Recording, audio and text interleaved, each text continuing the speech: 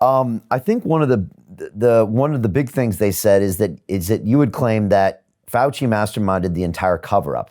And Science Magazine said, and I'm probably paraphrasing, but I think we've got it right, it's not clear which fraud and what cover-up Mikovits is talking about exactly. There's no evidence that Fauci was involved in a cover-up or that anyone was paid off with funding from him or his institute. No one has ever been charged with fraud in relation to Mikovits' allegations. How do you respond to that? Yeah, so Tony Fauci funded. So Francis Collins said, we need to do a large multi-center study to confirm what we were saying. And as soon as our paper was published, because of the implications of a contaminated blood supply, just as in HIV/AIDS, as soon as our paper was published, the National Heart, Lung, and Blood Institute, which is not under the direction of Tony Fauci, started doing studies to develop tests to identify the virus in the blood supply. So the cover-up was the way the studies were done in Science, the journal, and by the other investigators, not only by the NIAID of XMRV contaminating the blood supply and the vaccines, but because that study was what the multi-center study that we started the study design on November 4th of 2010. It was that study that Francis Collins ordered to be done when the London blood supply, where I got control samples, had 4% of the controls positive, as opposed to, and here in our original paper, we said 3.75.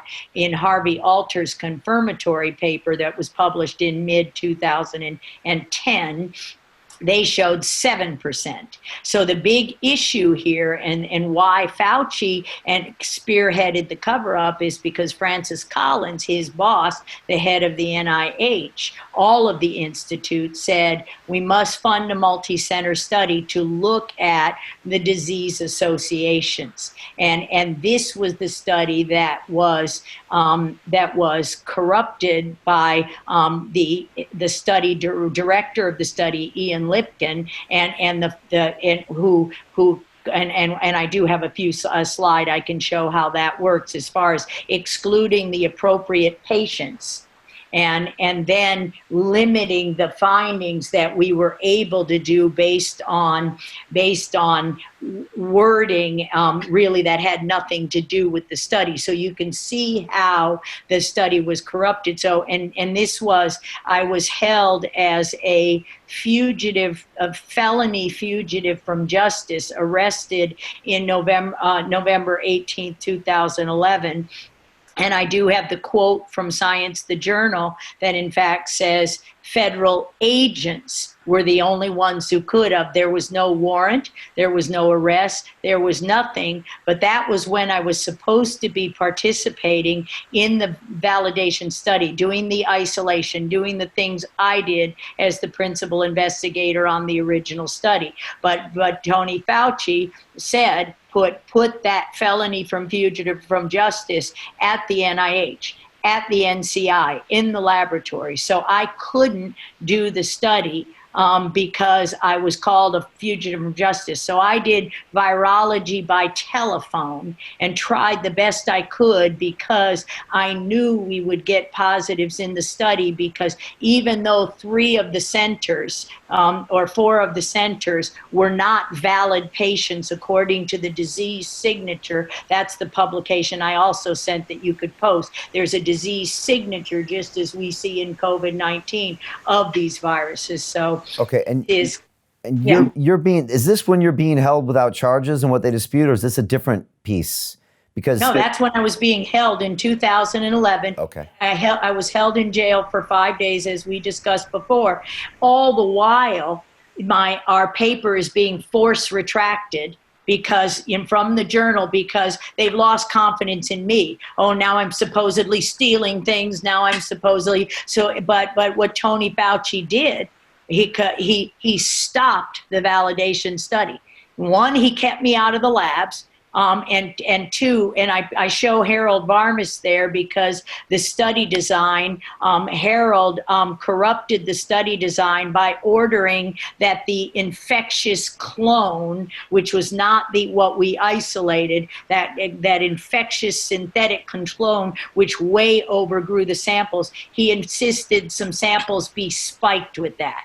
And so then it would have said contamination. So at every level of the people in that picture, there's a corruption and a cover-up. So when against all odds, we would have validated our original paper, Tony Fauci stopped the study, said we're wasting too much money. He applied he directed Ian Lipkin, the senior investigator on the paper, to apply a statistical program to say anything we were finding in that last cohort was in fact contamination, whiwhich it absolutely was not. Okay, so this is how they are covering it up. They obviously said there's no evidence and there's no funding and no one's been charged in fraud. And you're saying, yeah, this is how they did it. So basically, you're explaining how they did it in a way that wouldn't show evidence that Fauci did this, and so I see what you're saying. All right, so you're showing how they did it with this explanation. And that's obviously something that Science Magazine is saying, oh, there's none of this and this and that, because they're actually not addressing your specific arguments. Yeah, they're not. And in fact, I can, in that paper, so then they link in that article the press conference. So here's how they corrupted the study. We were only allowed, and this I'll go back to the slide for just a minute for this.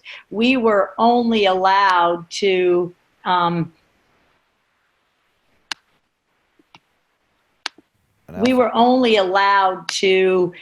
say, because of the title of our paper, and this makes it a lot easier, and this is how manipulation of data happens, because we were only allowed to say that, and it matters for the title of this paper so you can understand.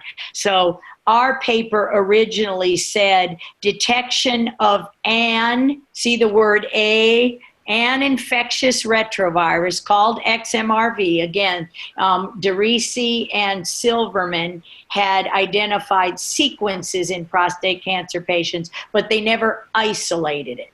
And so that's what's critically important. So an infectious retrovirus that they had called, they said they discovered it, they held a patent on it, they made a synthetic infectious molecular clone, which is standard procedure, but the virus hadn't been isolated. So it says of an infectious retroviruses. And our paper, I highlighted there, taken together, these demonstrate for the first direct isolation of infectious XMRV, it's not plural at the time, from humans, and implicate a role for XMRV in infection in the pathogenesis of CFS. So we didn't say it caused it. We said it implicates a role for it, and that's the original abstract of this paper. Well, 6 months later, and it should have been shorter, Harvey Alter confirmed our studies. Okay. This is good. This is going very into the detail, and I still have about 6 or 7 of the things I just want to get your counters with Science Magazine. Can you? Okay, so let's do that. But that tells you, because that's a real key. The title of that paper is how they twisted the study. We were only allowed to find VP62 because Bob Silverman said it was VP62. It was that sequence that we isolated. And in fact, they made the mistake. They forced in sequencing our strains, it wasn't VP62. It never was. They held the patent. So we, in fact, had discovered and done the real isolation of a new family of viruses. And this is how it got all confused, because we were only allowed in the confirmation study to say XMRV VP62, and that virus was a cloning mistake. It was synthetic. It never was in VP. So this allowed that further cover up to happen because of this specific point that was made here. Okay, that makes sense. And now I also see cover up. Okay, and now I also see, without you being specific, it's very easy for not only mainstream media, but even a magazine like Nature to kind of gloss over this. Correct. And twist it because they're not virologists. And mainstream, and in our book, Plague of Corruption, everybody can wake up because of the way Kent Hecken Lively writes it as a 6th grade science teacher, and understanding. And so it's the understanding, it's how the words are twisted.